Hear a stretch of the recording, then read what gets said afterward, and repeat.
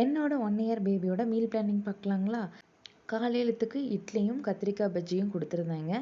இப்போ தான் கொஞ்சம் காரமாக சட்னியெல்லாம் கொடுக்குறங்காட்டி கொஞ்சம் சாப்பிடாதங்காட்டி கொஞ்சம் பாலும் தொட்டுமே தாங்க கொடுத்தேன். 11:30 போல் ஒரு நாள் கோதுமை கூழ், ஒரு நாள் ராகி கூழ் மாறி மாறி கொடுப்பேங்க. அந்த கூழே கொடுக்குறங்காட்டி ஆல்ரெடி வீடியோஸ் எல்லாம் போட்டங்காட்டி நான் இதில் ஆட் பண்ணலைங்க. மதியத்துக்கு கொஞ்சமாக தக்காளி சாதம், கொஞ்சமாக ரச சாதம், அதோட தொட்டுக்கிறதுக்காக உருளைக்கிழங்கு பொரியல் செஞ்சுருந்தேங்க. தக்காளி சாதம் 2 வாயெல்லாம் சாப்பிட்ருக்காங்க. அதே லஞ்சுக்காக ஃபுல்லாக சாப்பிட்டது கிடையாது. அதனால கொஞ்சம் ரச சாதம் எக்ஸ்ட்ரா ரெடி பண்ணி வச்சுருக்கேங்க. சாப்பிடலைன்னா என்ன பண்ணுறதுன்னு சொல்லிட்டு. ஈவினிங் 5:30 போல் சத்து மாவு கஞ்சி கொடுத்துருந்தேங்க.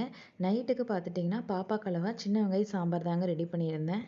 1 இயர் ஆனதால் கொஞ்சமாக காரம் சேர்த்து செய்யலாம்னு சொல்லிட்டு ஒரு வரமிளகா போட்டு தாங்க சாம்பார் ரெடி பண்ணியிருந்தேன். பாப்பாவுக்கு எப்பவுமே தோசை, இட்லி எல்லாமே பாலில் தொட்டே கொடுத்து பழக்கிட்டேங்க. இப்போ கொஞ்சமாக காரம் சேர்க்குறது ரொம்ப டிஃபிகல்ட்டாக தான் இருக்குது.